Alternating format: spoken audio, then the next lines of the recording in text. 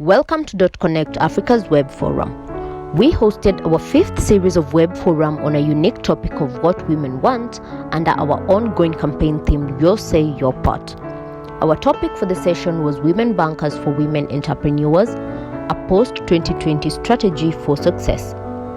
This session was hosted by Sophia Bekele, founder and CEO of DCA Group and pioneering Miss Africa Digital Women in Tech Impact Seed Fund Grant Award, and a former United States Bank executive, and co-moderated by Pamela Mutembe, founder of TGBH Kenya, and a former head of business and marketing at Credit Bank Kenya, and named Girl Boss by Business Today Kenya.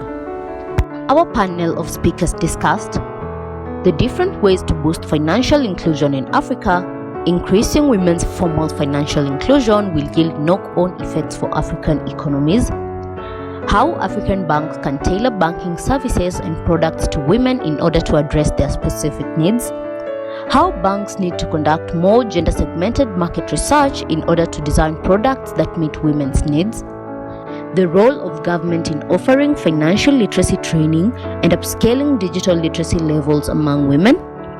The adoption of collateral registries, which accept a broader class of assets as security, including tangibles and intangibles, and adoption of mobile money services in Africa and how they meet women's unique financial needs.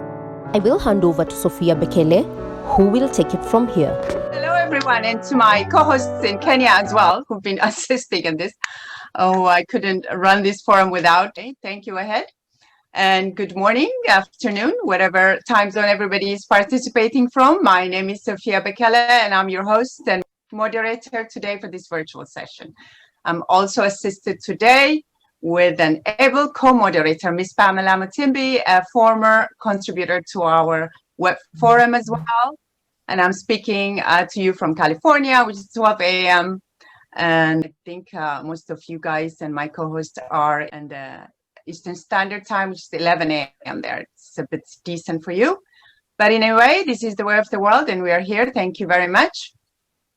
You can see my virtual background. It's suitable for today's discussion, the banking, although there's no African banks for Zoom, I suppose. Anyway, first, let me thank all of you for gracing us with your presence today. We have an esteemed panel of women here today at the Executive Roundtable discussion that have the experience, the passion, and the commitment to contribute and share their wisdom on this very important subject with us and with our audience all over the world, particularly in Africa. To say a few words on the subject and why it requires attention is financial inclusion, as you are aware, is improving around the world, but women are still missing out. Roughly 35 million women in Africa are excluded from financial services. Without access to finance, women face difficulties in collecting and saving income, growing their businesses, and pulling their families out of poverty. As a result, women remain largely excluded from the formal economy. Investing in women's economic participation not only has profound development impact, it makes good business sense for companies and economies. So, as most of you have already know, banking on women is an interest to the banks. As Africa's commercial banks grapple to differentiate themselves from mobile money and fintech providers, we women represent an untapped consumer base worth potentially billions of dollars. Banks should lead the change in developing African women's economy. IFC has estimated that worldwide, there's a $3 billion gap in financing that exists for formal women-owned small businesses, and more than 30% of the women-owned small and medium enterprise have inadequate or no access to financial services. Furthermore, developing economies have 200 million more male than female cell phone owners. Without access to mobile technology, millions of women are further excluded from secure and convenient digital payment systems. So, having said that, I thought maybe I would share like a 2-minute video, which is adapted from Women Program Workshop, which seems to have looked at their gender gap in the financial sector from the point of view of emerging economies, and of course, including Africa.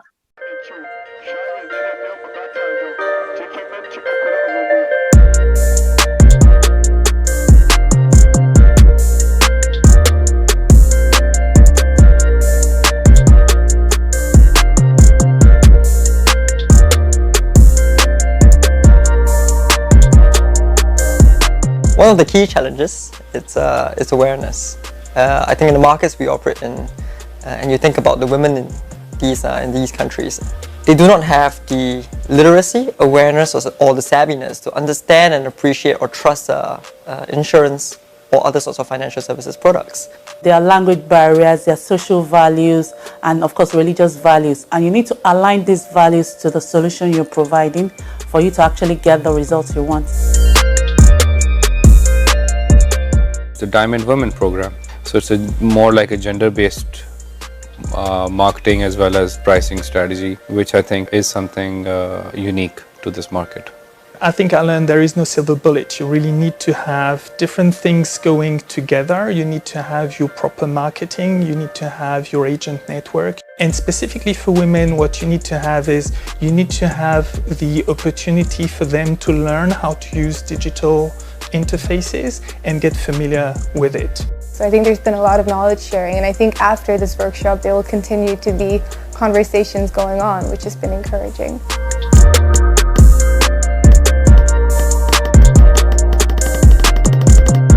So we're not sponsoring that show, but I would love to have some workshop done in Africa similar to that. But basically what I took away from that video, at least for me, is that there is no silver bullet, like the fellow said, which I think can be said for any business. Here, the issue of finance, the gap in financing for women is very obvious. They spoke of lack of proper marketing, agent networks, pricing strategies, awareness, language and social barriers. And finally, the IT element, right, which is the digital interface for women to access. So on this note, let me introduce the panel so we can start this very, very important conversation. And allow me to also now share a screen. First and foremost, we have Honorable Ambassador Amina Saloom as a special guest speaker. Her Excellency is currently Trade and Industry Minister of the Zanzibar government in Tanzania. I have known Her Excellency work since 2007 when she was appointed as the first ever African Union representative to United States, and was very proud this position was represented by a woman. As I've known the ambassador, she is a fighter for women and causes as well. And she was credited for the pathway and bridging the gap of the African diaspora to contribute to a meaningful work to the continent. Her work and character is exemplary to all of us that have come to know her. So thank you for gracing us with your presence today, and we look forward to hearing your thoughts. And then next to that is Monica Shege, right? A senior manager in marketing and communication with a decade of progressive experience in developing phenomenally successful and award-winning marketing programs and advertising campaigns. That's great for Africa, for sure. And Clarissa Kodowar, at the left, is an assistant director at Bank of Ghana with over 25 years of experience in central banking. That's large, and it's nice to see that women were accepted at the time that Clarissa started her career in banking. There is Rosalind Gichuru.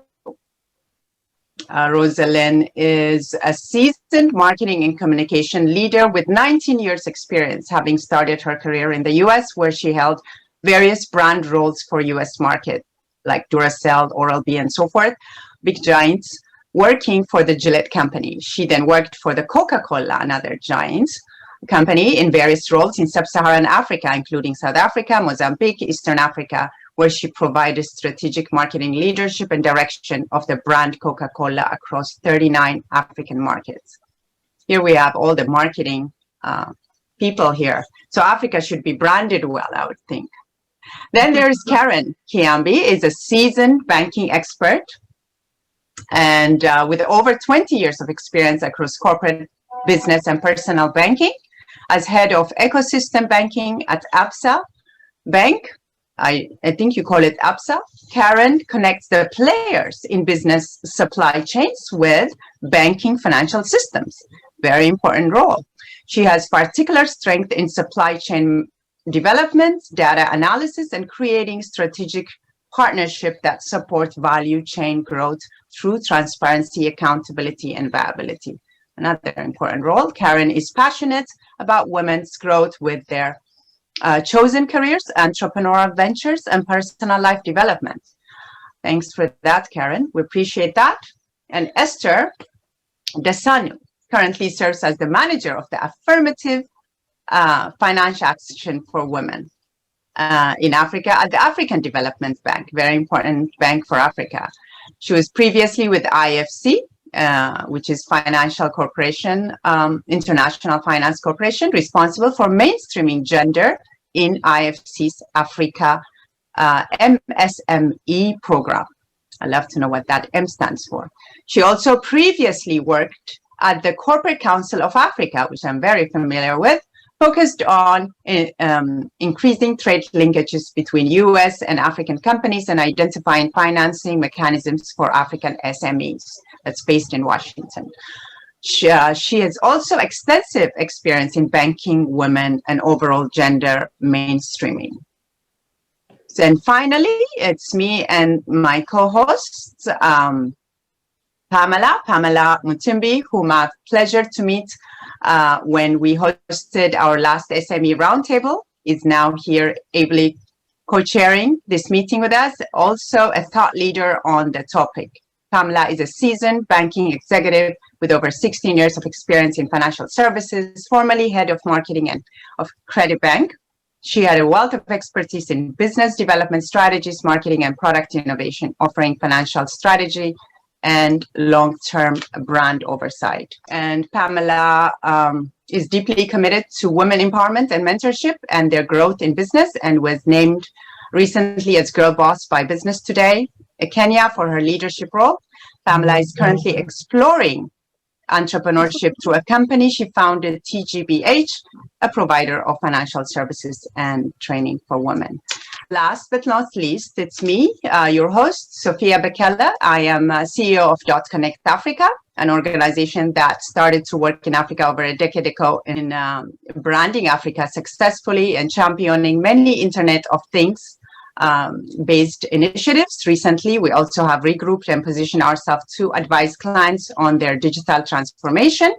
Our body of work is available on our website, so I won't bore you. However, what's relevant to this discussion is that we have also successfully pioneered a women in tech space in Africa through training women and girls in digital literacy and running a yearly Impact Seed Award program, which has launched over now 12 African countries. So we're very proud of our work. So without much ado, we can now proceed to the meat of this conversation and tackle some of the issues on the ground in Africa, particularly to confirm if the same things are issues that we saw in the workshop in the video. The big question now is, why is the percentage of unbanked women in Africa still significantly high?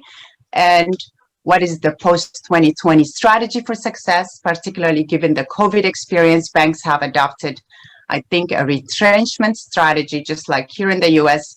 Africa has done the same and may disable women from being banked. So it seems also our research shows that women really want what really they want from their bank is very specific things.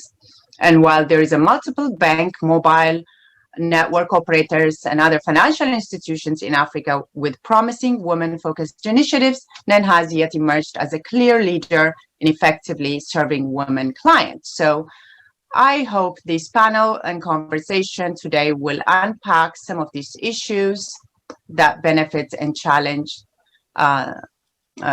involved in better serving women customers. So Let me ask address the first question to Honorable Madam Ambassador. You represent the Ministry of Trade and Industry in your country, Zanzibar, Tanzania, a place people love to come for vacation, as well as love to live there. Got to visit soon. What do you think should be the role, Madam Ambassador, of governments in offering financial literacy training and perhaps upscaling digital literacy levels among women? Say perhaps what has Tanzania done towards this end? If you could just share your thoughts about that. Thank you very much, Sophia. My sister, really you are a leader, Sophia. I welcome this round table because we in front of us we have a politician, those who are in the political side, who are producing policies, as well as the practitioners. Really well, thank you very much. I recognize my sister from all the financial institutions. Thank you very much. Now, this meeting is very, very important because there are several issues that came out, not only from the video presentation, but from the survey, the study that had been done in Africa, especially in countries like Tanzania and other countries, in East Africa and other countries. In front of us, there are three issues. The first issue is we have to recognize women, the force, especially when we want to talk about economic development for Africa, we have to recognize women as force for development. And also the force for institutions to make profit and to move ahead. They have to recognize that factor. Second, we have issues on financial inclusion. These are the issues that we have been discussing this for a long time. Before we had all the microcredit schemes, whatever schemes. But now we're talking about how we can allow women to have accessibility financing. And there are a lot of measures that have been taken by government. I would just take 1 minute to take what we've done in Tanzania. Again, there is economy, digital economy. So these three things, we have to look into it and say, we as women, where is our place? How are we going to benefit from all these three things? Number one, the bank should recognize that we are power. We can provide profit for them. We are partners to them. Number two, how we are going to produce a policy and program for financial inclusion, but also financial literacy and also digital literacy. Number three, how are we going to benefit from the digital economy? Now, from my perspective, in Tanzania, three things have happened. The first one, the policy of our government has really been pro-women in empowering women by creating financial institutions, government-owned financial institutions, not both in Zanzibar and Tanzania. Secondly, we have created a sort of like a trust between private sector and the government. And this trust is called Financial Sector Deepening Trust. And in this trust, the whole idea of financial inclusion, the policy, also the study, the recommendation have been done through this institution. And we've been working with the regulator like Bank of Tanzania to be able to encourage financial institutions to also have a specific tailor-made program for women. And right now, all the banks I know in Tanzania, for instance, NNB, National Microfinance Bank, City, we have CRDB Bank, we have People's Bank of Zanzibar, and other banks. They have programs to support women. But I think we should do more. We should have to do more because, for instance, they ask for security. So a question of securitization of the whole financial services, it's really sort of like a problem to women. In my ministry, when I used to be a minister of trade and industry, now after election, now I'm no longer the minister of trade and industry, but I'm doing some other things. So we did change the law in our registrar, Business and Property Registration Authority. We have created a window. We are now securitizing movable and immovable assets.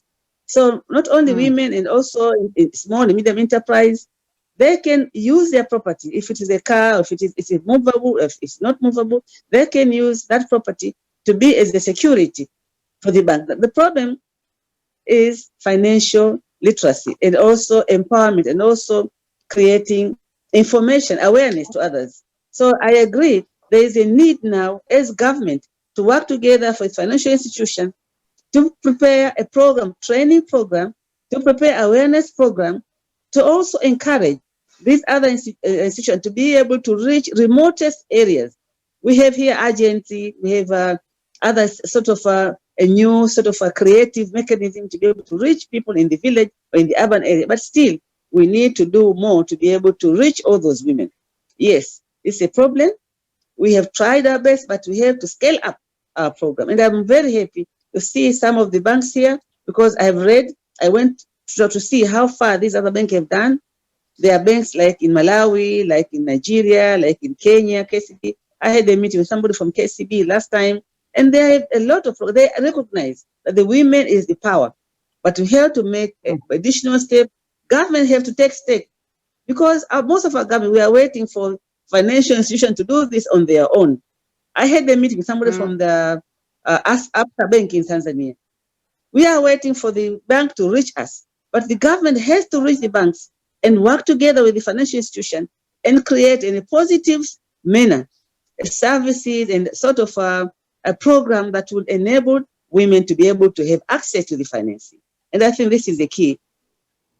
I think we have a role as government to be able to walk the talk, to reach financial institutions and work together as partners.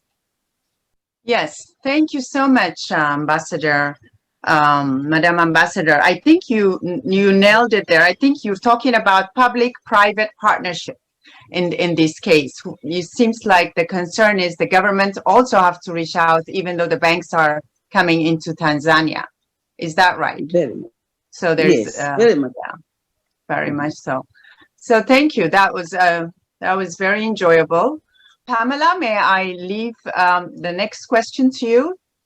Yeah, sure. I like your background. I should work on a background as well. I thought it was suitable for the banking discussion, isn't it? It's not. Okay. So my question would be to Rosalind. Hi, Rosalind. Good morning. Good morning. Good morning, Pam. Good morning, Sophia. And good morning, my fellow panelists. Good morning. Morning. Hi. So congratulations first. I know you're very tired after successfully transitioning two very big institutions in this continent, actually. And I know you do the bulk of the work, your department and everything. And you don't get the glory for it, yeah? Thank you. I'm in good company. Thank you, Pam, for that. So you know the kind of work you've done, yeah. So congratulations on that. Thank you. And just had Her Excellency speak a lot about what government role is in financial inclusion to women and everything.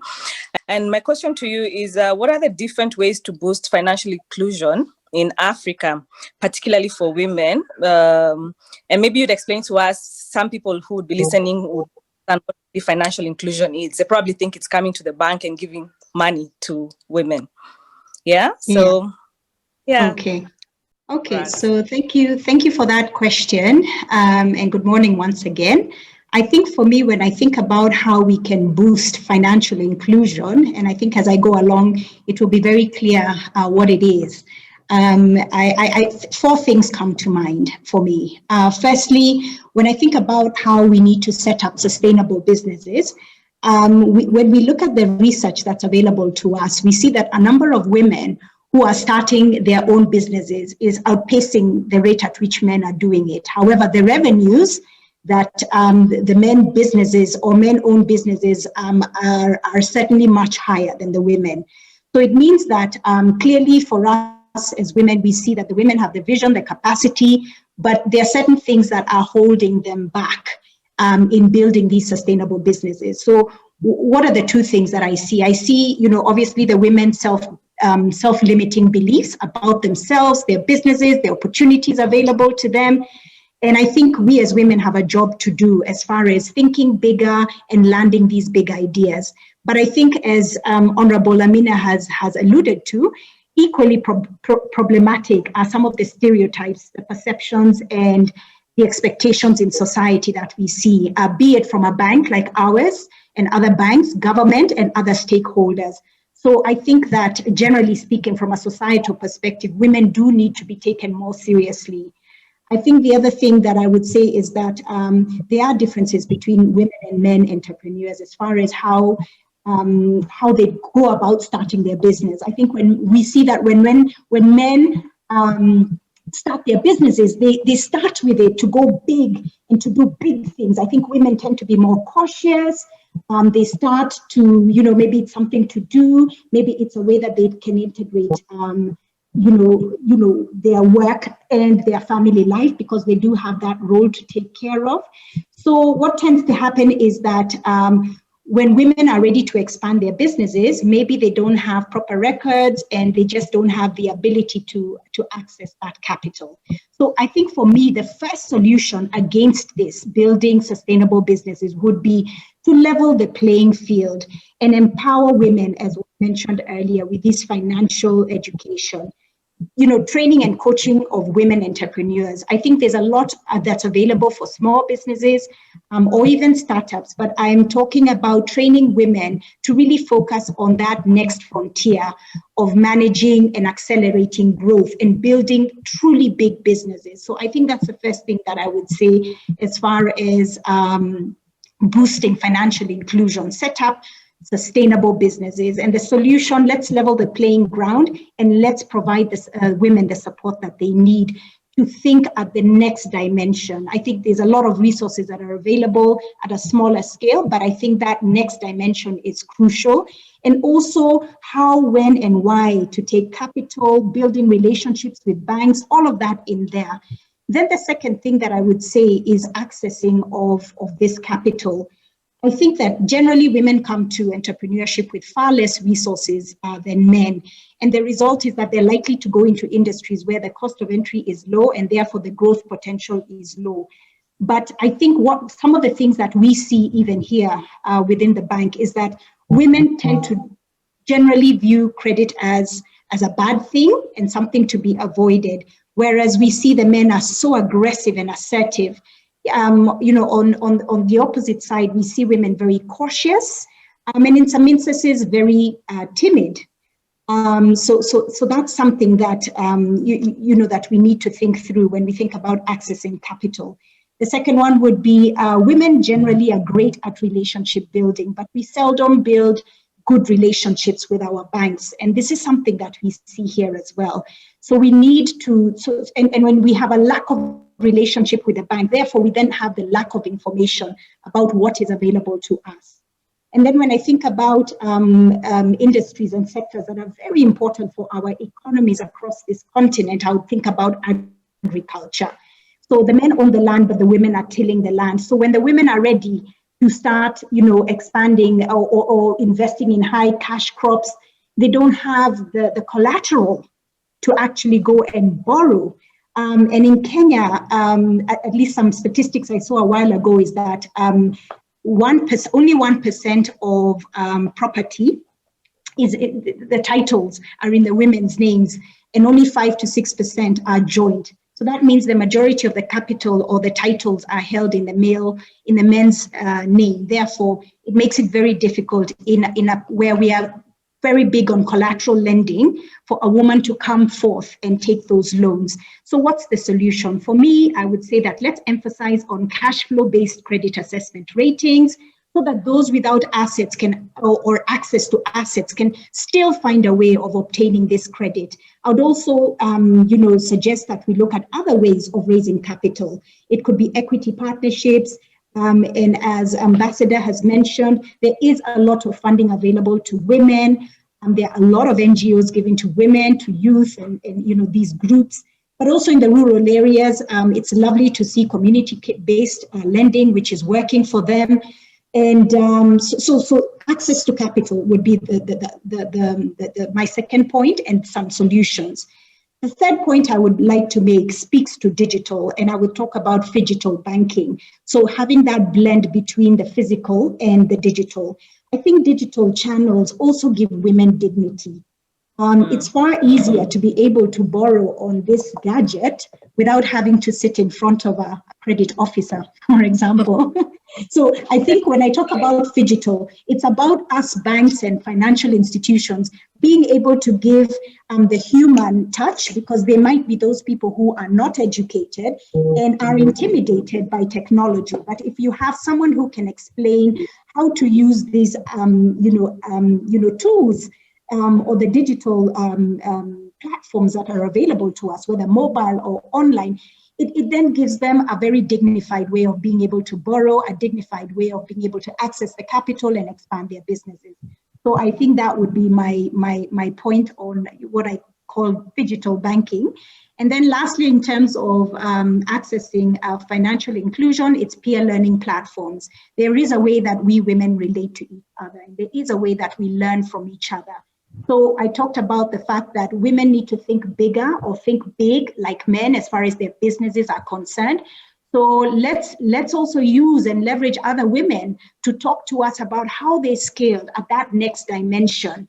And there's just a way that we learn from each other beautifully. So, and then use those learnings into practical programs. So, and then the other one, of course, is networks. Women compared to men lack the networks. And yet there are so many networks that we can join and access good information, learnings, access other people who could perhaps give us advice as and when we need it. We're talking about the chambers of commerce. We're talking about, at least here in Kenya, KEPSA, CAM. There's a lot of networks that we can join. But some of the things that we tend to see even here is that the network forums are dominated by men. So we tend to see that there's always a higher bias. So I think that the onus is on us as banks to create those forums where we can bring women together and provide them the solutions that they need. So for me, financial inclusion is really about our ability to access.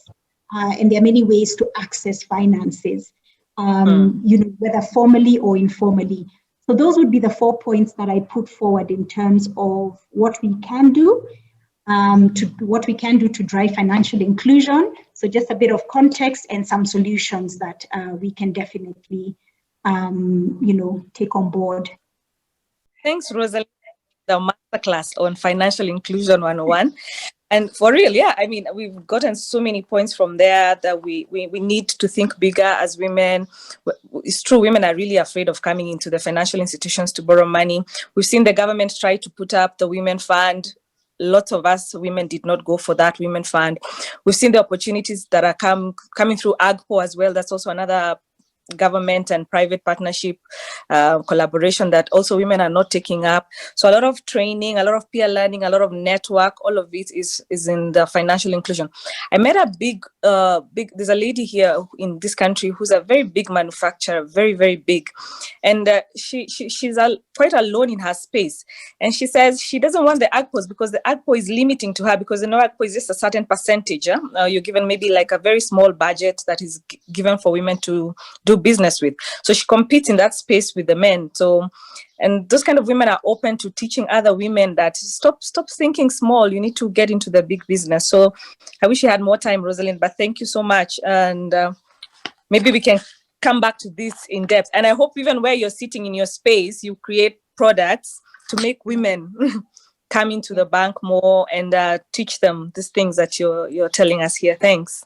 Thank you. I may have one question. Rosalind has spoke volume on this subject. So the only thing you spoke on digitization, that's the question I would have had for you.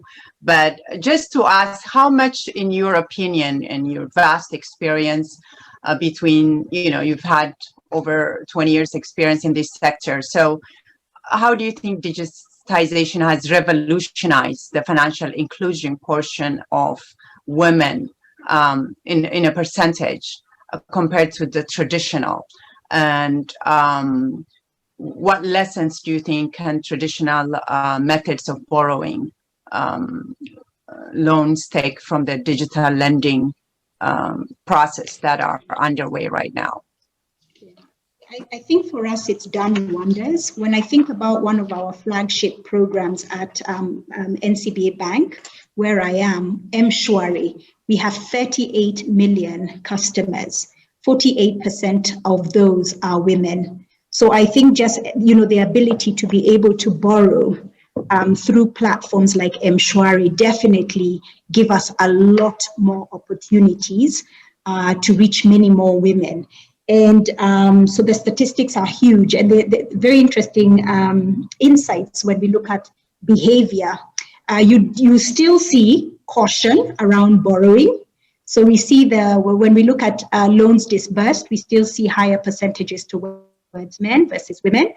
However, on the flip side, when we look at saving, women are doing a better job saving than men, especially now during the COVID. Like when we look at, the numbers during, say from March through to now, there's definitely a higher rate of women saving. So I think what it does for us is, number one, some of the things the traditional bank can, some of what we can borrow from the traditional side of the business is, number one, just making it seamless, the ability to access and borrow seamlessly. I think also for repeat borrowers, what the financial platforms like M-Shwari does is that it doesn't allow for, or it doesn't require a lot of paperwork. The traditional side of banking, if I borrowed and I came back a year from now, I would still be asked for a lot of paperwork. So there's a lot of bureaucracy still on the traditional side. But with platforms like this, they have you on record, and just repeat borrowing becomes much easier. So there's a lot of seamlessness that way. So that's one thing that I say that we can borrow. And then the second thing I would say is that I think we should also use a lot more automation just to help women navigate these platforms. So things like bots, helping you through the application process, but at the same time, still allow for a woman to access an agent if they have questions. So I think the technology piece, then it's just about making it seamless, using technology to help you navigate the whole process. But at the same time, on the traditional side of the bank, we still have a real person that you can speak to if you have further questions. And then a lot of digital lenders also still provide a lot of basic financial management courses to the borrowers. And I mean, on the traditional side as well, we are doing it. So I think for me, the biggest one would be the automation of processes. That's, I think, the one thing that we can borrow on the traditional side of the business. Just automation has made it seamless and easy to use and easy to access. And it's also it takes away the bias side of it. Also, technology, isn't it? Like walk into a bank and trying to even open a bank account, and it just completely takes away someone's perception of how much you would borrow, who you are a woman, you're Black, you're all these assessments. At least I know even that happens in the US. So automation has really flattened that the whole experience. So great, it's good to hear. It's good to hear. So thank you so much for your interventions there, Rosalind. So let me go to Clarissa. Clarissa, you have vast experience in financial inclusion, particularly in Africa. You have achieved very impressive work. I was also listening to your great discussion and input at the CGAP. I think that's where we recruited you from, on women's financial inclusion in Africa. It seems that Ghana's ecosystem also for digital financial services has grown rapidly and contributed to a spike in the financial inclusion. And according to the Findex, which is 58% of adults in Ghana now have access to financial accounts, which is very impressive, yet there remains a significant gender gap in the uptake and the use of digital services now. So how will increasing women's financial inclusion yield knock-on effects for African economies? And what do you think of the uptake for the digital services in this regard? Thank you. I'm glad you're listening into the CGAP. There's a business case for bringing women on board.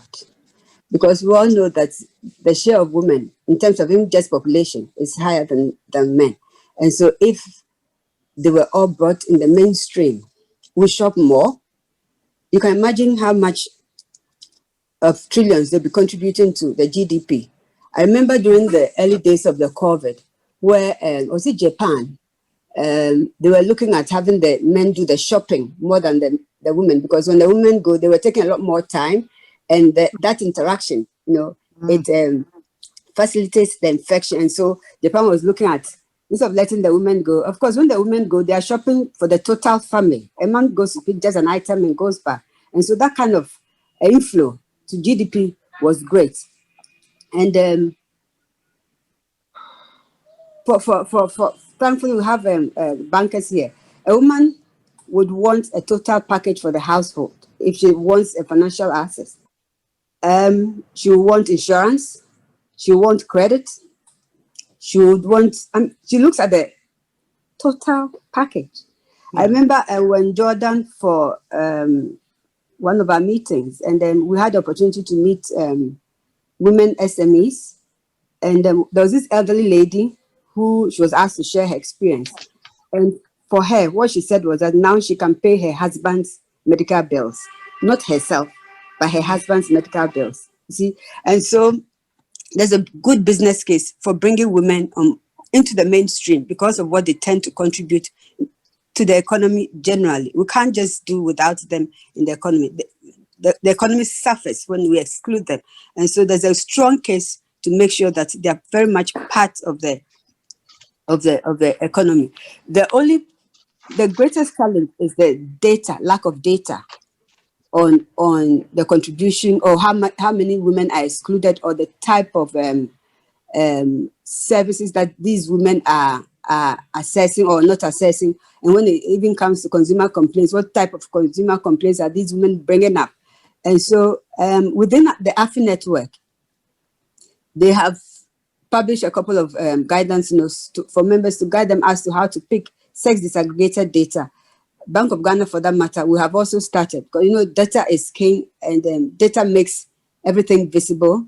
We are hoping to roll that out. You see, once we are able to measure, we can then come out with the right policy interventions. Yes, everybody knows there's a gender financial inclusion gap is so much, but where are the areas so that we can bring the right policy intervention? Without that, we'll all be singing the same song and not tackling the actual issues. We need to understand the dynamics in the thing. We need to understand why a woman is not picking a particular product. The bank thought, oh, this was great, women will love it. They launched it, but the women didn't go for it. Why? What happened? You have to go back to the drawing table. Sometimes just the technology they couldn't deal with the technology, or just the interface was stressing them out, or just the screen is too crowded and the woman just wants to just touch and go. She just doesn't have it to do other things. I remember I had the opportunity to do some awareness on gender issues to some 3 CEOs of fintechs who had come into my office. When I was done, the response from 2 of them surprised me. One was like, now I understand my wife. And I was like, how is that? Because I was talking business. Said, when I call my wife, she easily picks it. But when I send text, she doesn't mind me. I can send several texts in a day. She wouldn't bother. So I said, does she have kids? He said, yes. I said, how old are they? He said, between 3 months and 6 years. I said, obviously, she's not a side chick who would have all the time playing with the phone and responding to you. But 3 months to 6 years, her hands are full. She just can't deal with that. And so if you're designing a product that requires constant interaction with the phone, you are sure to lose the woman. Interesting. So for me, I think once the policymakers like us, we're able to get the data and share with industry participants for them to see where the gaps are, I believe they'll design the right products. And then we can say we are making some inroads to reducing the gender gap. Thank you. Thank you, Clarissa. How do you think you can get the data? Is it like through workshops? What are the means of getting this data and feedback from the women? Perhaps workshops? Because we are policymakers, I mean, from the central bank, so we deal with regulated institutions, and so we would go to somebody like Rosalind, if she works with a commercial bank, and say, look, for credit, let us have data on women-owned businesses that have taken credit from your institution, whether individuals or SMEs or whatever it is. Then in terms of the quality of your credit, let us have it on gender lines. Again, in terms of depositors, let us have it also on gender lines. Your 20 largest depositors, how many are women?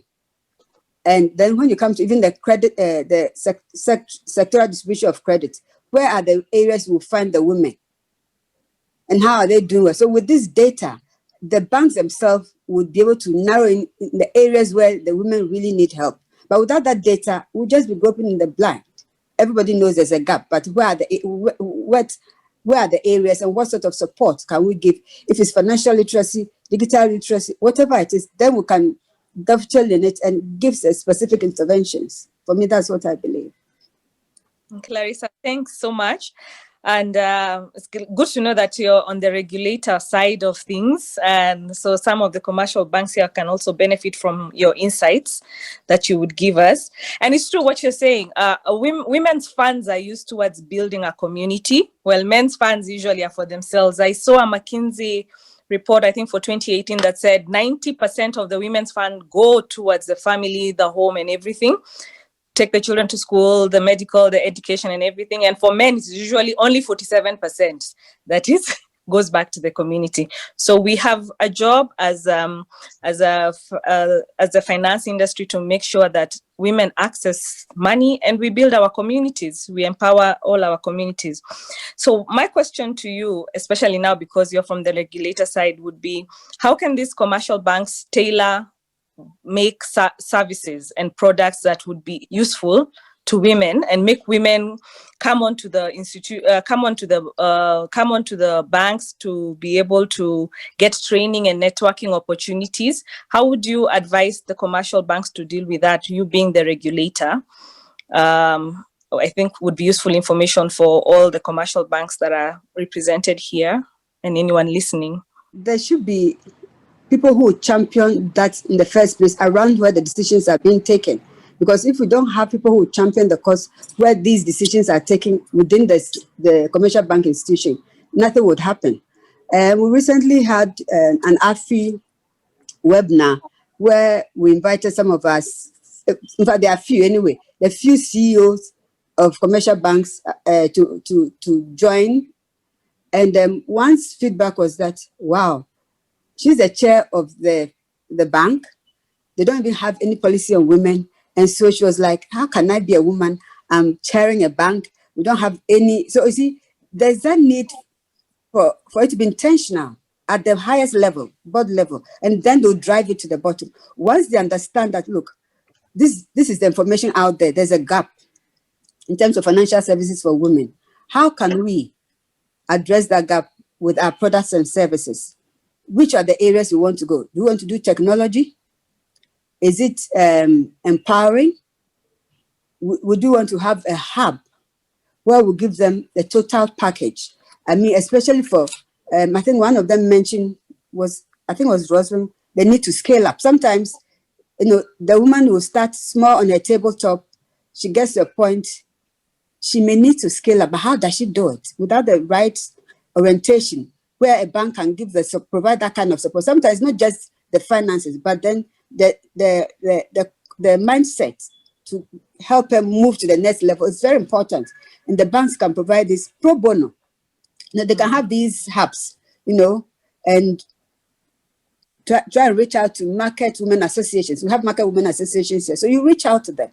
Say, look, we have this product. You don't just throw the product out there without engaging them. So you can reach out to these, we have hairdressers.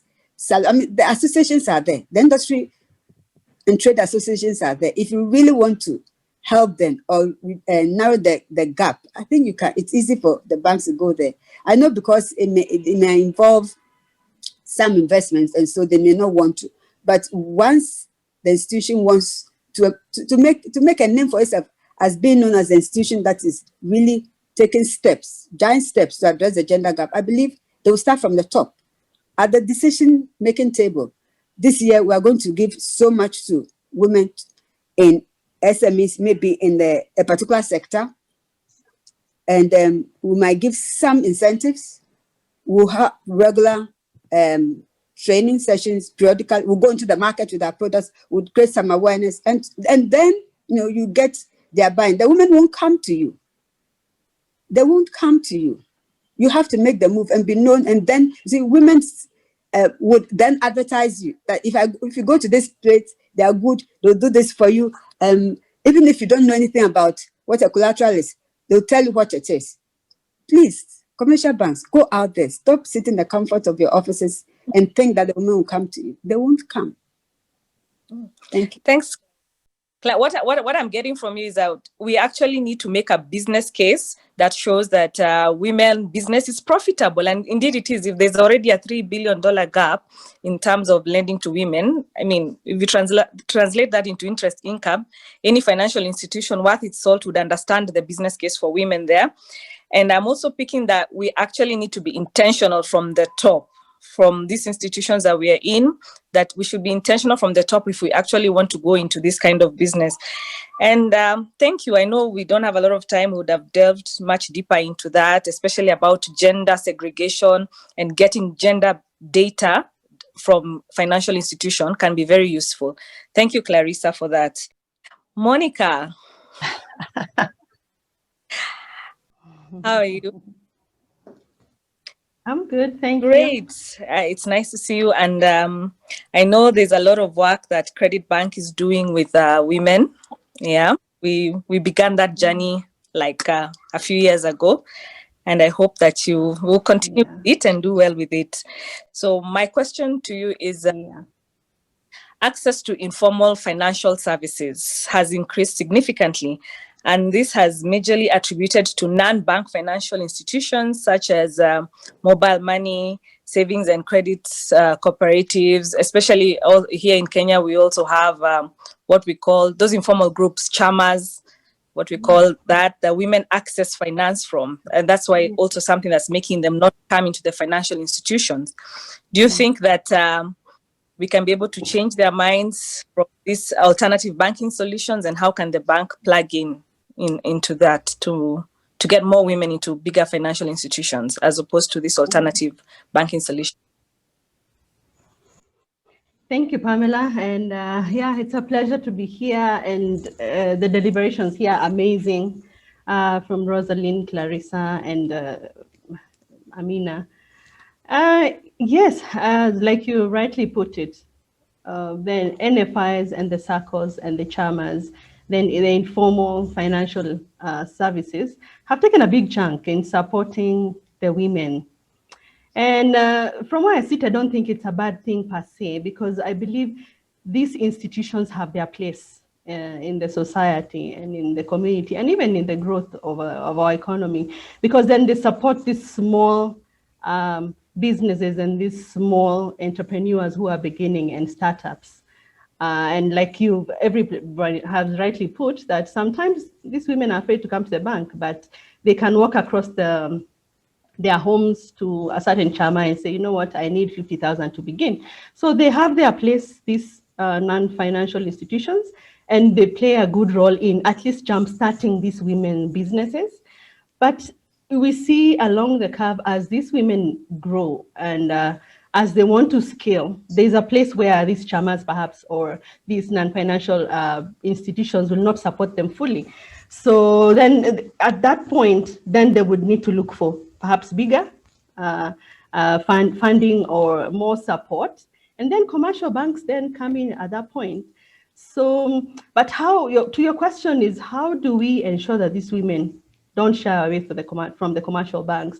I think it's also to partner with these chamas, for example. So if they're comfortable going to the chamas, then banks should definitely partner with the chamas and give them access to bigger facilities and non-technical support in terms of training. So it's for commercial banks to come to the level of these women and tailor solutions in the space that they are in. So partner with the chamas, partner with the non-bank financial institution, partner with the SACCOs, so that at the point where the chama is not able to give this 50,000 perhaps to this woman to do this small business and they need more, then the bank is there to support. Because then at some point they'll be comfortable to come to the bank, but where they're not, let's support them through the non-financial institution and the SACCOs. But also is to tailor, for banks, is to tailor solutions and to listen to the women needs. So why are the women afraid to come to the bank? And Rosalind said that they don't see, maybe they're just looking at today and they're thinking, I just need 50,000 to start this business and that's it, and I'll be happy. But then it's for us to come up with ways of encouraging and teaching and giving support and training and telling them, you know what, you don't only need to begin your business and, you know, stay in small scale, but you can scale it up and do bigger business. So it's to encourage them, it's to train them, it's to continually speak to them and show them ways of how they can scale their business. And even perhaps it's to help them come up with a plan. So yeah, you see your small business here and you need 50,000 to begin your business today, but how about 2 years? You know, assisting them to see that path of how they can grow and scale and even begin that manufacturing farm. Like you said, for the lady who is feeling alone in that space, it's for these women to show them that, you know what, I began here, I am here and I'm going there. And it is possible for you as well. So it's for the banks to work with these SACCOs, chamas, NFIs, and to bring these women together and show them, you know what, after you're done, you're able to scale to a manufacturing farm, you can do it. And if you do it, the bank is ready and is available to support you to scale in that way. Thanks, Monica. What I'm getting is that increasingly the networking, the training, the peer learning, as I think Rosalind spoke about, that is key in terms of ensuring that women get more access to the financial inclusion, can I call it wheel, the social part, the network, the training, all of it should be more and more. We need to emphasize on that to ensure that women get access to finance. Yeah. Mm-hmm. And I know you're intentional a lot, especially in your institution, in growing women businesses. So I'm looking forward to seeing a lot of that. Thanks. Yeah. Let me take up a question on that to Monica there.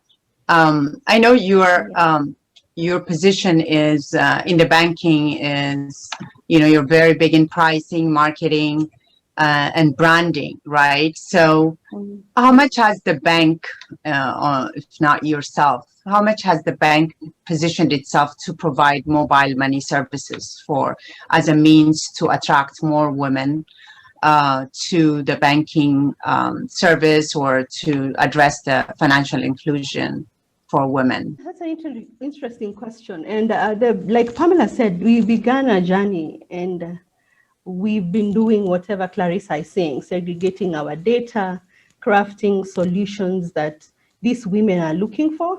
And we are at the stage that we are just about to launch something, and so that Rosalind and Karen don't steal my idea, I will keep it for now. But we all want to see that. But yeah, I like that. it is coming soon. But from research, we've seen that women don't want to come to the bank. If they can do businesses from wherever they are and they can use their mobile and access money and do whatever they need from the comfort of, because women juggle many things. And you guys know, you're in corporate, but you still have other responsibilities that ideally a man would not prioritize, like you rightly put. So women are saying, we don't want to come to the bank. Can we just do whatever I need to do from where I am? So for example, if I'm launching a product today and any bank, we should be very intentional in terms of digital financial services. And can a woman in, say, a remote area today apply for an account? Can they be your bank customer today and go all the way and access up to a loan and save and everything without them having to actually walk to a bank? Is that possible? It should, and that is where everyone should be going if they're not already there. And I know we've taken a lot of steps towards that. And it's ensuring that digital is the way to go. And we are putting all our products in digital. And how we are doing that, we're ensuring simple onboarding process. And Rosalind alluded to it.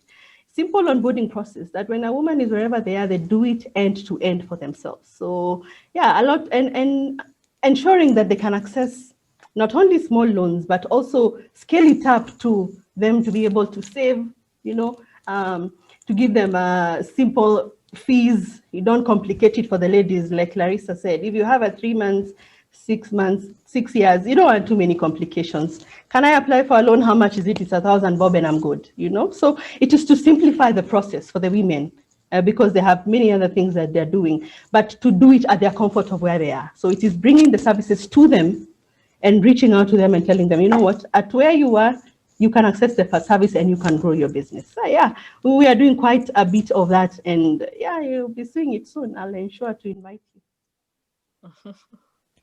It's very interesting, Monica. You say that, you know, my banking days are over in the US long time ago before my entrepreneurships, but I used to work for big major US banks, and I don't remember the drive to attract the woman tailored products, right? So now that you bankers, when I was organizing this meeting, I was trying to figure out how far did when did Africa identify really when women are excluded from the banking? When did the banks start working in these financial inclusion? How long ago was that?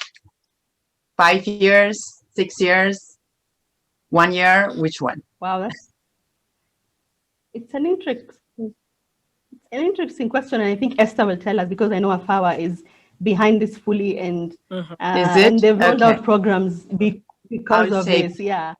Okay, I'll save this. Yeah. For Esther then.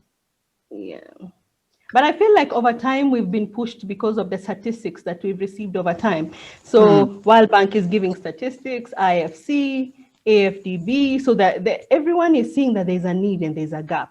And I can almost bet that not many banks right now have policies that support women lending.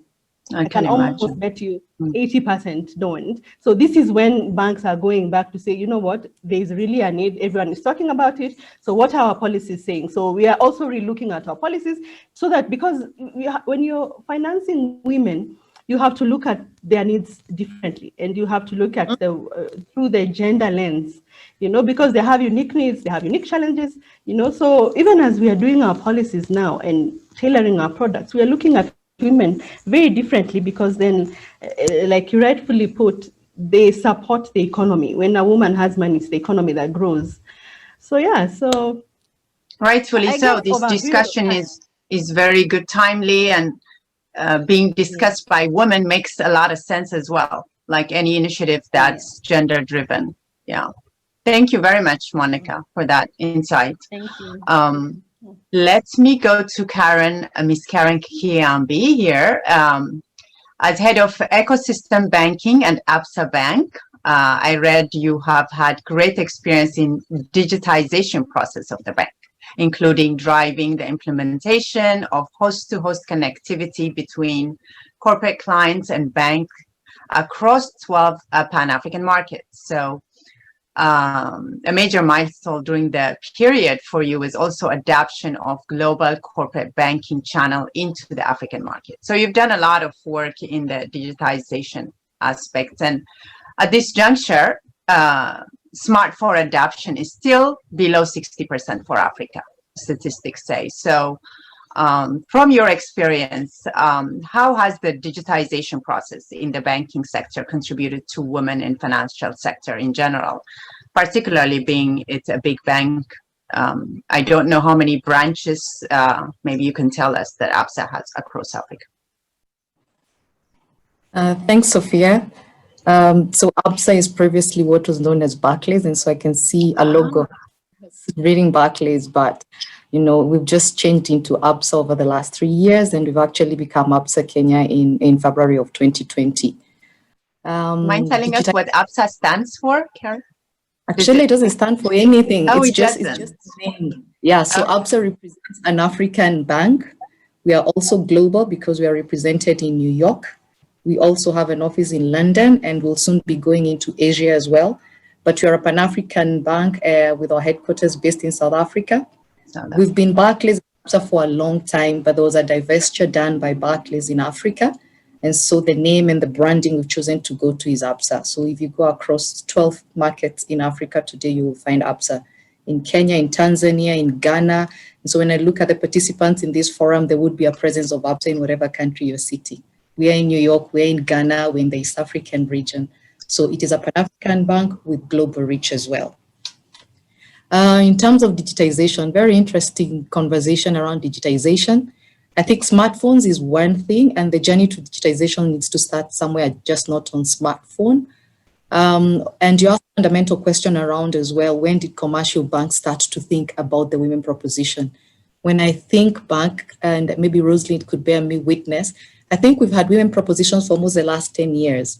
But what we've been doing locally in Kenya is we brand them pink. We got a pink card, we got a pink branch, and I think we're really missing out on what the demand side of the business is saying.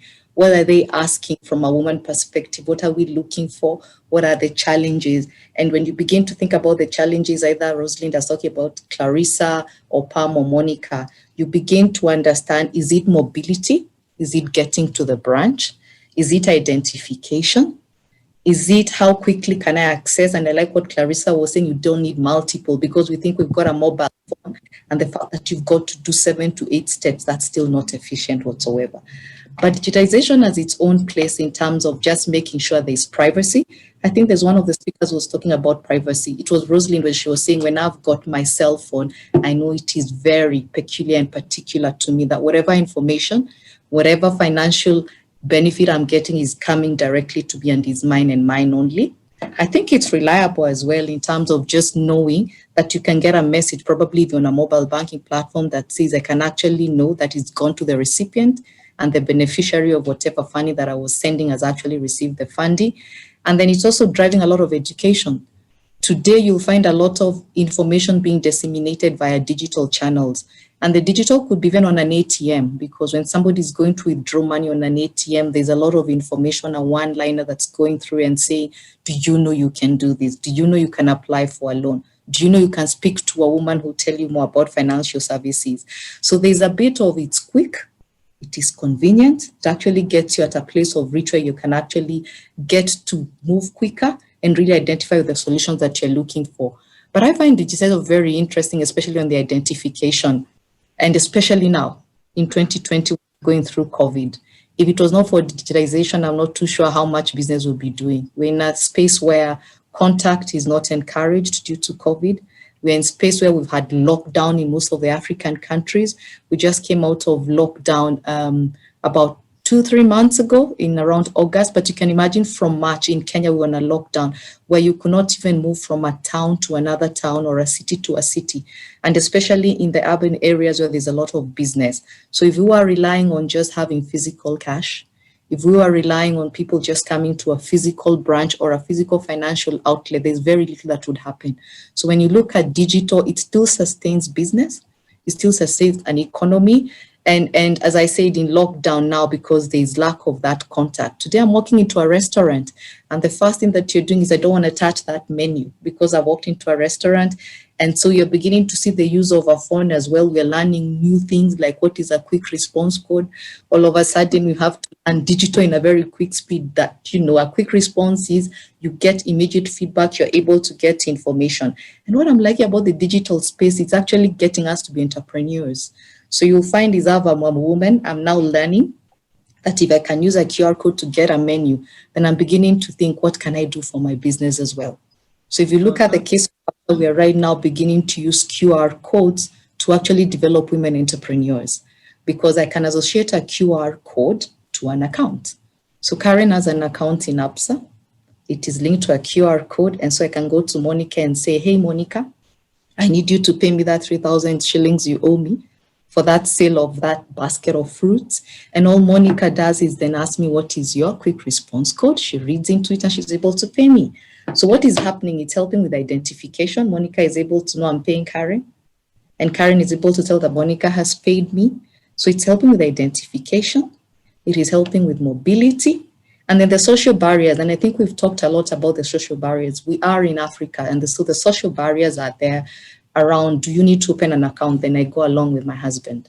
Or the social norms, women do not need jobs or should not be getting income of this kind. But the fact that we've even got government today sending disbursements of our phone, I begin to get into a financial inclusion.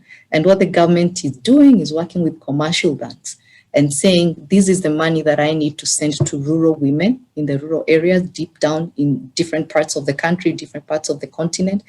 And the fact that a woman can see, I have received a stipend from the government, it begins to open their minds around, what more can I do? If the government is trustworthy enough to send me through this and I can receive it, even then, trying to work with a bank through a digital finance service is very important. So there's a mobility aspect. Digital has helped with identification, in access as well, trust, reliability. And so I think there's a lot around the digital space in just opening for financial inclusion. And remember, this is not just for women.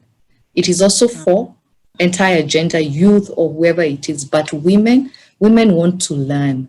Women are curious. You can imagine if you bring a new frontier and women are beginning to network and get information. I like the mobile channels as well, because today there's WhatsApp. So today you can actually begin to chat. So I know somebody talks about bots on the other side. So today you have a WhatsApp that says, hello, Karen, this is Absa Bank. What would you like to find out? And also over and above just having the financial piece around the bots and WhatsApp chat, the fact that we are networking as women. If today I opened any of your phones, you're in many WhatsApp groups. So today, as Karen, I have a WhatsApp group that is a market around where I live, in the estate where I live, and there's somebody selling carrots and selling something else. So I've got an idea of supply and demand of carrots. If I'm starting to sell carrots myself. I'm in another WhatsApp that's saying, do you know that KEPSA, which is a private association for business people, is doing 1, 2, 3 things for business women? Then you're able to disseminate information.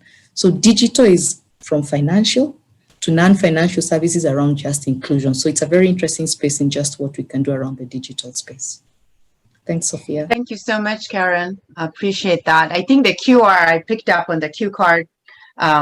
It's used very much now in the US, especially after the COVID, because it's a means of contactless communication. So it's really huge with the restaurants, with the shopping centers, everything. So I think the banks have picked it up. So Esther is the manager of Affirmative Action for Women in Africa at the African Development Bank. When I saw that title, I said, wow, that would be, if I was in corporate America, that's exactly what I wanted to do. But tell us what you do at the bank and what exactly does affirmative action for women in finance mean?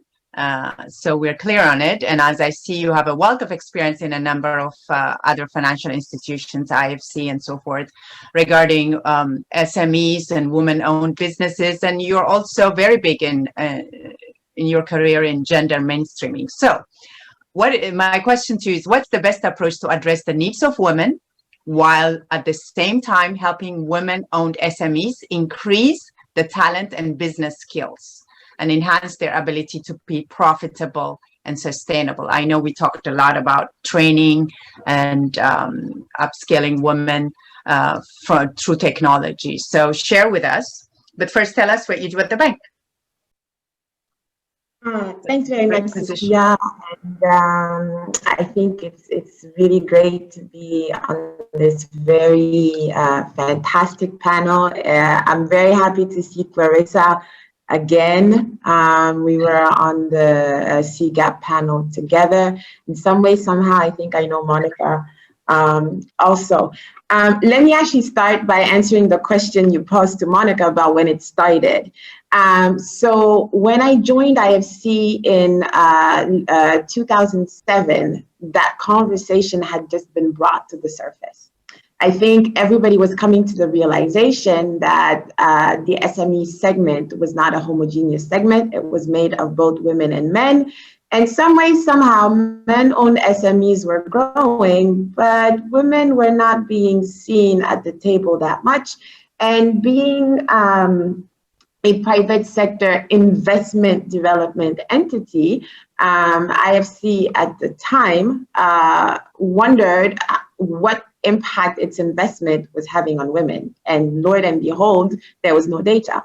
As a matter of fact, in most of the financial institutions that the organization looked at the time, the percentage of women entrepreneurs, women-owned SMEs in those portfolio was non-existent for the most part. And if it was something like 1 or 2%.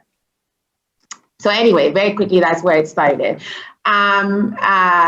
AFAWA, which, as you rightfully said, is the Affirmative Finance Action for Women in Africa, is a Pan-African initiative of the bank, of the African Development Bank, to reduce the $42 billion gap. There is the credit gap, by the way, there is for African women entrepreneurs on the continent.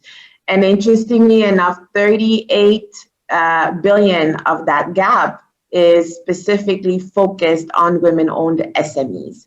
And so the way by which we are looking to do that is by unlocking up to $5 billion worth of financing for women entrepreneurs in the next 5 years, working alongside the likes of Absa, Credit Bank PLC, and Mshwari, and all the other financial institutions that are there to do precisely everything that we've been talking about since we started the round table, which is one, to increase first of all, to de-risk the women's portfolio. One of the reasons, and the bankers are all sitting around the table, the women's market for banks is a risky market for lack of data. As we've heard so many times, they come, they're not prepared, they don't man their financials, etc., etc., etc. They don't have the collateral. The businesses are very small in sizes. There's very little strategy and vision. So you almost, in a way, don't really know where you're putting your money into. And because you don't know where you're putting your money into, then the likelihood that there's a default becomes really high. So guess what? We don't lend.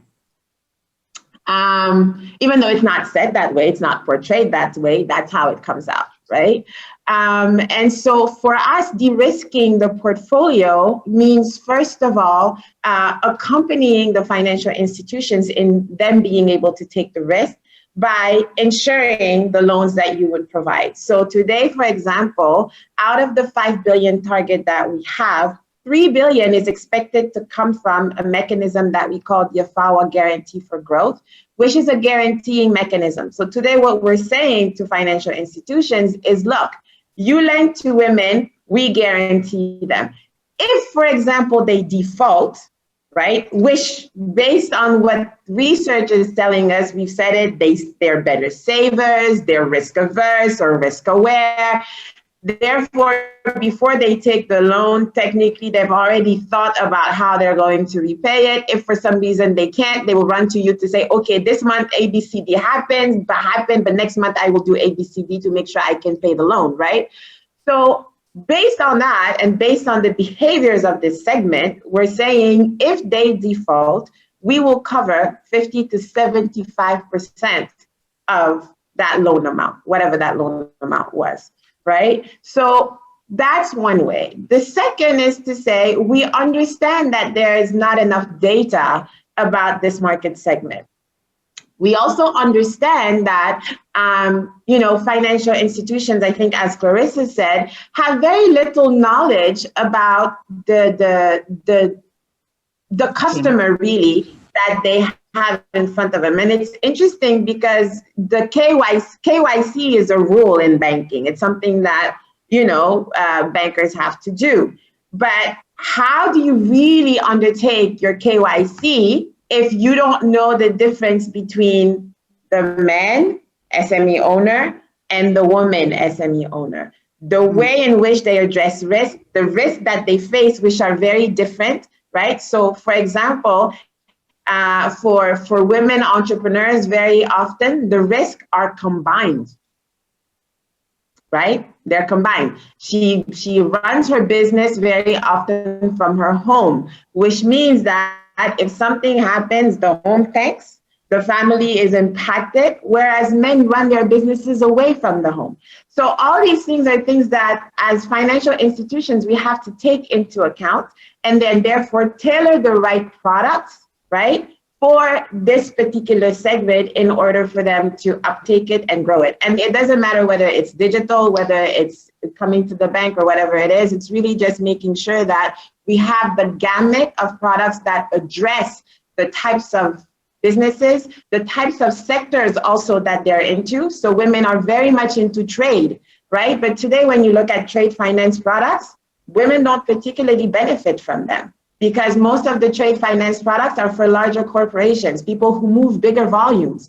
How can we actually better tailor these products in order for them to speak to the type of tradings that women do? So that's one aspect. The other aspect is everything that we said, ensuring that women entrepreneurs have the know-how, the skills, the vision, the strategy, the confidence to go ahead and build bigger businesses.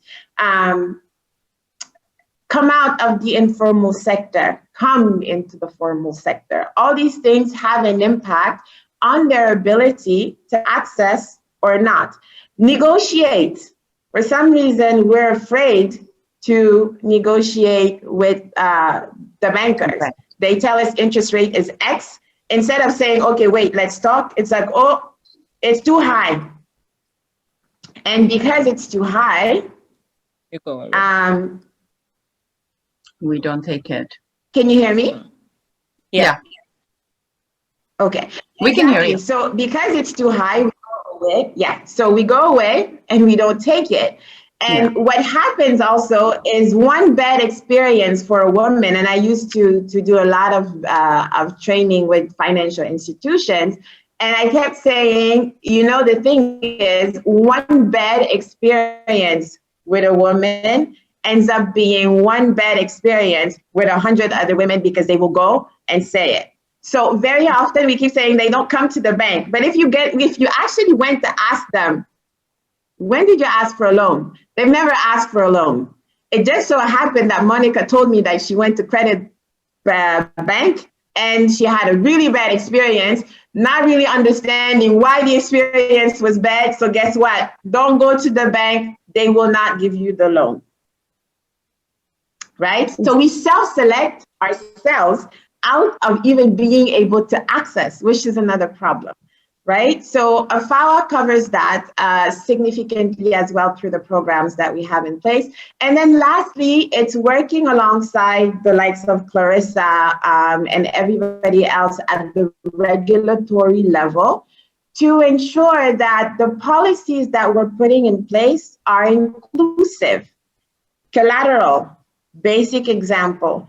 The moment collateral, the only form of collateral that we can present before financial institutions is a title and a piece of land, we've kicked women out because that's precisely what they don't have. Right? Yeah. And so by wanting to regulate and making sure that we have everything in place to ensure that the loan is repaid and making sure that the largest value that we can get, which is via the land, is what we take as collateral, we unconsciously actually kicked women out. And so being able to come up with policies that are more inclusive, I think someone talked about the likes of, you know, doing cash flow lending or movable and immovable asset. Thank you so much, Clarissa, right? All these things, right, are very important to ensuring that women can be included. Looking at, you know, leveraging guarantees. So as much as guarantees are actually not new, financial institutions still are very timid about the use of guarantees. How many financial institutions have received risk-sharing mechanism, risk-sharing facilities, and the risk-sharing, the facility is not used, it remains there, right? So I think it's really working hand in hand with the regulators to get them to see that it's really important to open up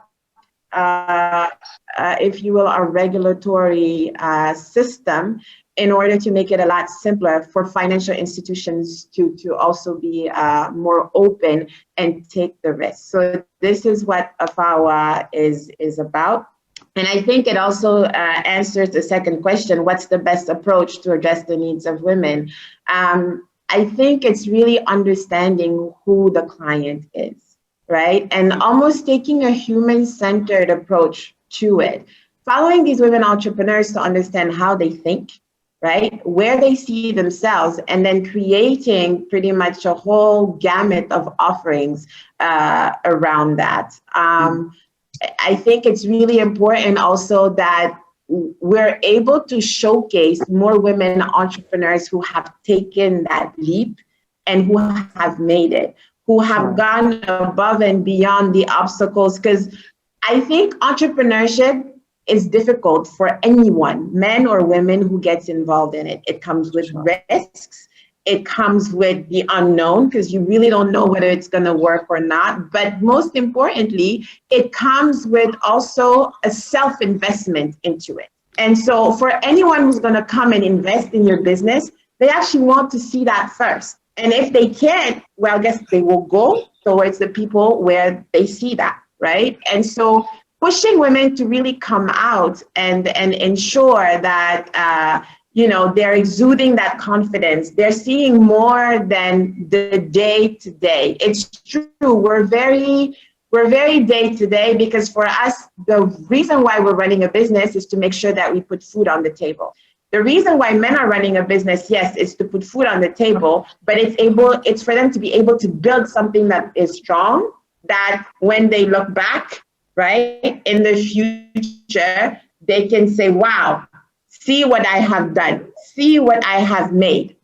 Women don't really think that way. And so as much as it's really key and important that we do the day-to-day, it's time also that we really broaden our vision in order, because we can actually build very strong businesses that can employ hundreds of people.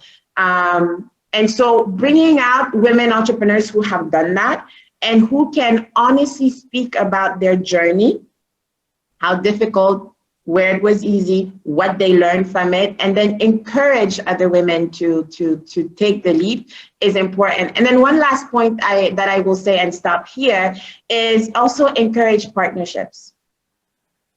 Women don't partner. It's so interesting because Monica said, okay, we're coming out with something, but I'm not going to say anything because Karen might be next. And well, that's competition. Exactly.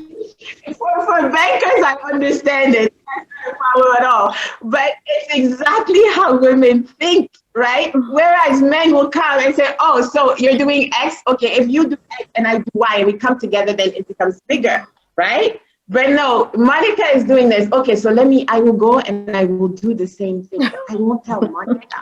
Yet I will remain really, but I will be really small.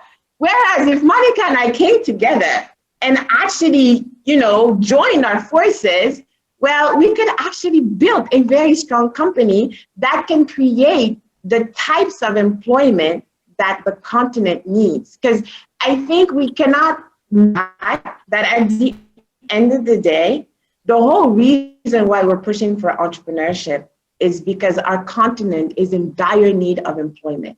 We're in need of jobs. So it's not just entrepreneurship for the sake of saying we have women entrepreneurs. Yes, we have. But of the percentage of women that are starting businesses, how many are really strong employers of?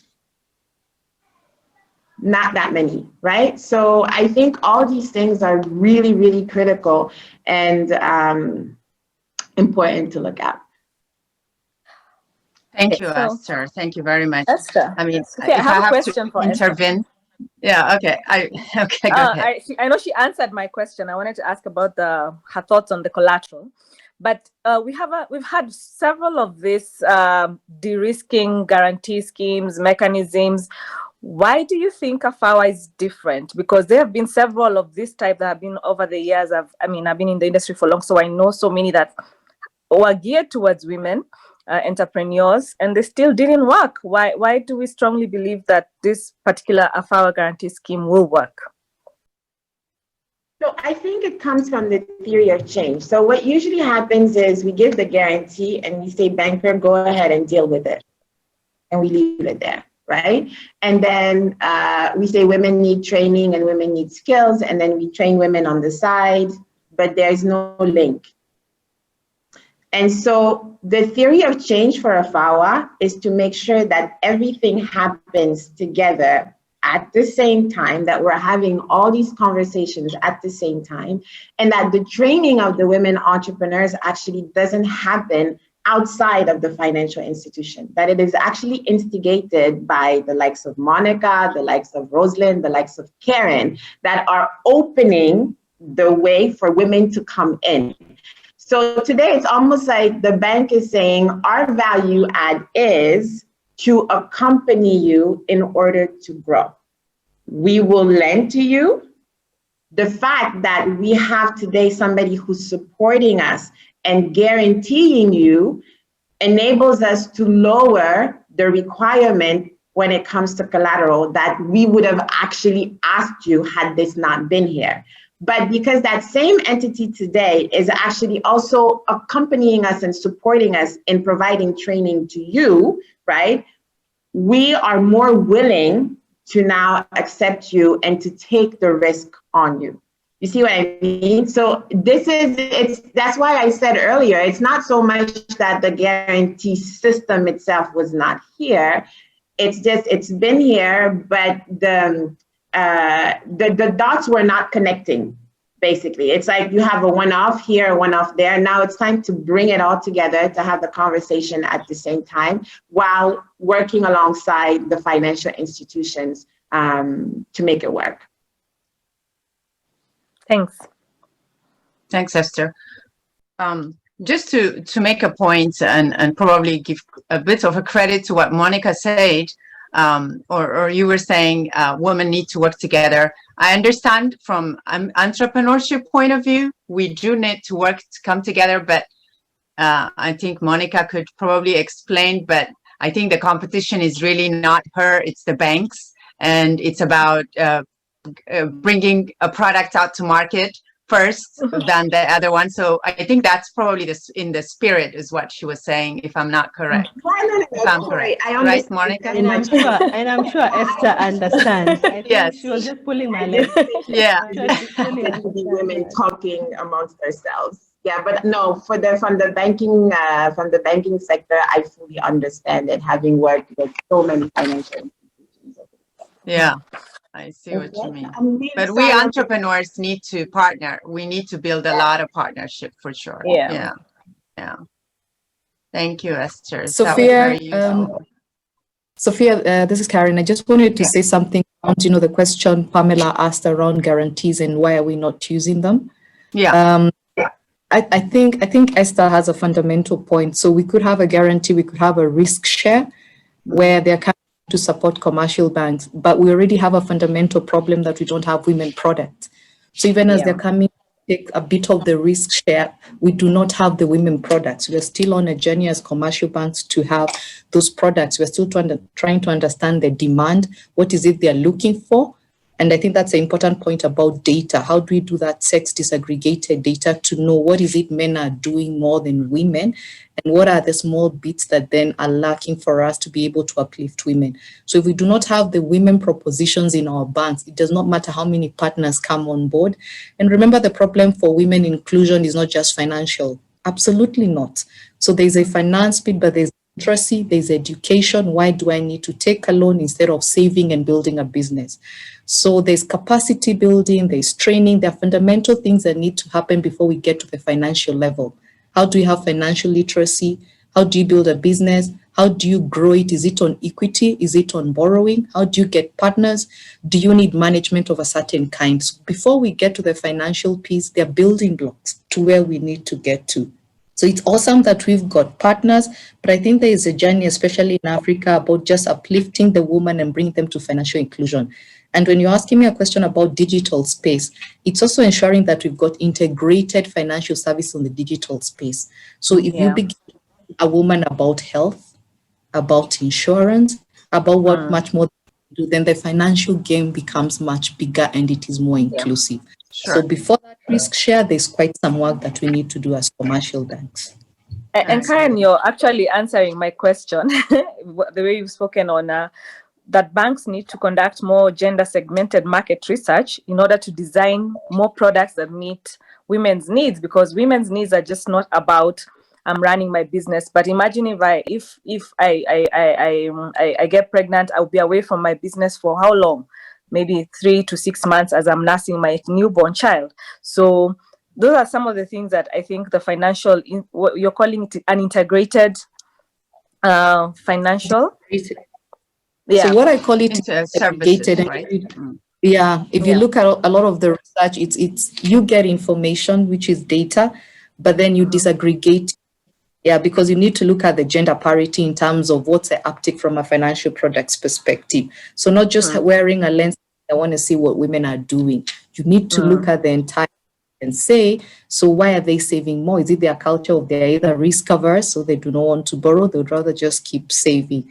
And so the data part is very important, and it will touch on almost everybody in this forum, because data is important for us as commercial banks to begin to understand how to develop a value proposition. How do you even come up with a business case if you don't understand your market size and the needs that are there from a perspective?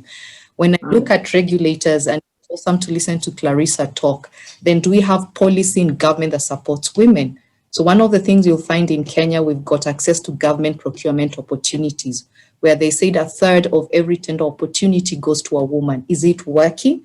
Do we have information from government also as feedback saying that? So we also need information at the regulator level to see the policies that they put in place are actually working, or what more do we need? Are we fooling the system by saying that a woman business enterprise is coming for procurement, but then behind the scenes there's a man who's been pushing? How do I make sure that a man has just handed over a business in the last 2 months to a woman just to win it when that money comes? So how do we get policy? In addition, we've got credit bureaus. If you think of a financial institution today, one of the things we look at is your financial history in terms of just repayment. It becomes part of a KYC, so to speak, for any bank. So how do we start to get information at a credit reference bureau which says defaulters from a sex disaggregated data? These are the trends that we are seeing. Yeah, if it's default, we have more non-performing loans at this level, and then also as we're getting to digital financial services, then you're able to know what do you need to work on. Demographics in Africa are something that we really need to think about. If you look at the demographics around the level of education, you need to look at what age. If you look at, I think the median age for us in Kenya today, it's about 19. And so if you're beginning to think about thinking about a woman who's from 19 to 50, 19 to 60, and what are their needs? Am I looking at a woman earning a different amount of income? And so when I'm looking at my financial product, whereas I'm saying for savings, you should be earning this much. Already as a woman, I'm on a back step. So that's the kind of data to start to look at, so that the financial product that we're actually making makes sense. Because what we do is a bare minimum. We do our workings in the background. We are very good at risk analysis. And so the first thing we say, if you're not earning 100,000 Kenya shillings, then you cannot qualify for a loan. But the question is, when I'm earning below 100,000, how much can I qualify for? So you begin to have different credit scoring methods. You begin to look at different credit risk assessments, and digital as well begins to help on this, because I begin to look at your utility payments. I'm paying for water today. I'm paying for phone. I'm seeing how much mobile money is making. So we begin to get a different credit scoring method. I know Rosalind talked about cash flow focusing, because you can use cash flow as a way of just being security or collateral for borrowing. And we do that a lot in Absa, where we're working around value chains and saying, somebody is supplying stationery, somebody is supplying IT equipment to a corporate. The fact that they do not have security does not mean they cannot come for lending. So we begin to see what are the flows that are coming through. So we really need to start looking at different credit assessment methods, and not disadvantaging and not also cannibalizing on existing business as banks. So it's just looking at the data. What is it speaking to us from a demand? What's the woman saying? Don't make me walk for kilometers to get a branch.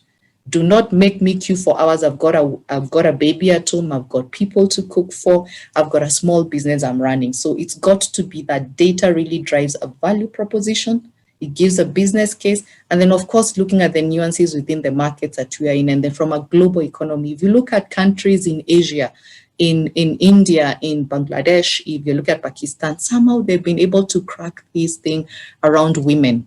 But they've really done a lot of data. And so one of the things we've been doing as Absa, we've got a data office, and we've also started with an analysis of our own clientele. You know, charity begins at home. And so the first thing that we are doing is looking at our own internal clients and asking what proportion is women and what are the solutions that are making sense for them. So data for me is a critical part that's driving the inclusion agenda, especially for women. As a global bank, you have the advantage and the resources to also build on these strategies and the ecosystems that you mentioned. So I can understand that.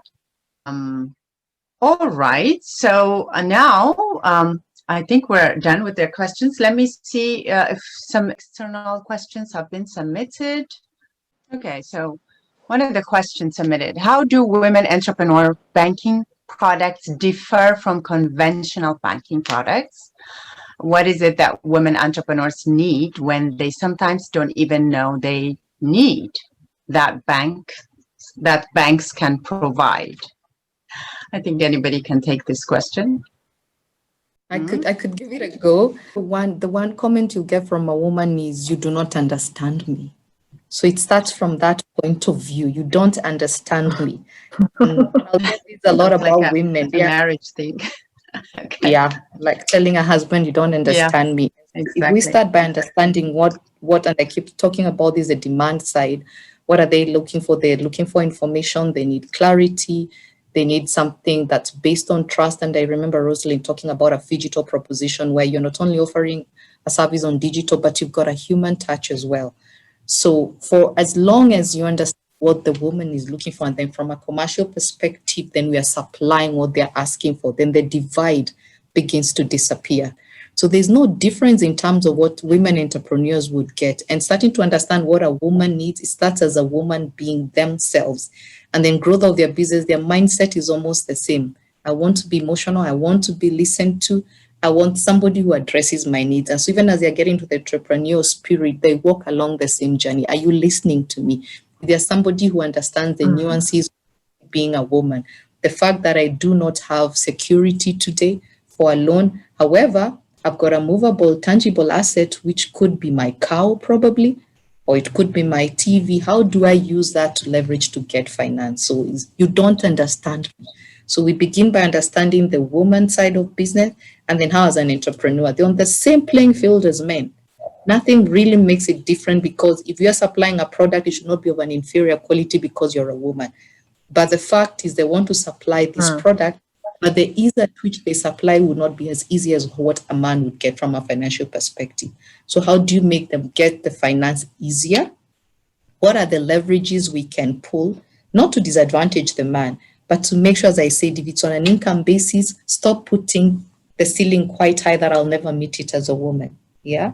Stop putting requirements that naturally, from the way I'm made as a woman and from our social norms and our culture norms, I will be able to meet them. So I don't think there's a new, different way of looking at women entrepreneurs. It's how we understand their need and then serve their needs as commercial banks. I truly hope that answers a bit of the question.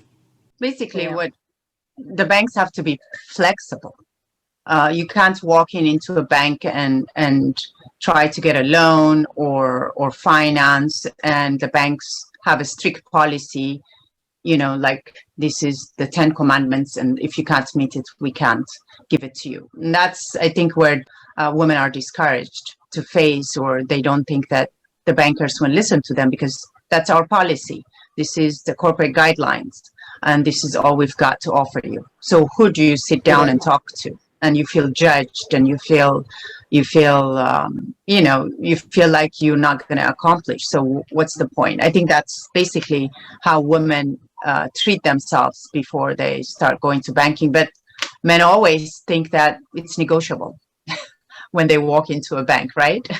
So it's an attitude of having done business for years, being the first to be an entrepreneur. Men were the a breadwinner of families. So they have learned how to navigate treacherous roads and negotiate and get things. And women have not done that in the external world. So I think that's basically what it is. And we just have to tell women everything is negotiable and it's flexible.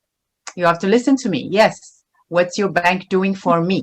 An attitude of that. So I think that should help. Anyone want to add anything to that? Or I also think that the bank should make the woman feel confident enough to ask any silly question, so long as she doesn't understand. And say, so what do you mean by collateral? And banks should stop throwing products and services at women, even when they don't need it. There was an instance where I made an opening speech, and then they had a panel discussion. And there was this woman entrepreneur who was taking us through her journey. She was doing well. And at some point, she got a message saying that she qualified for this amount of facility. And her response when she was presenting her case, I was like, wow, this is a bad case for a bad loan. Who gives a customer a facility when he or she hasn't requested for?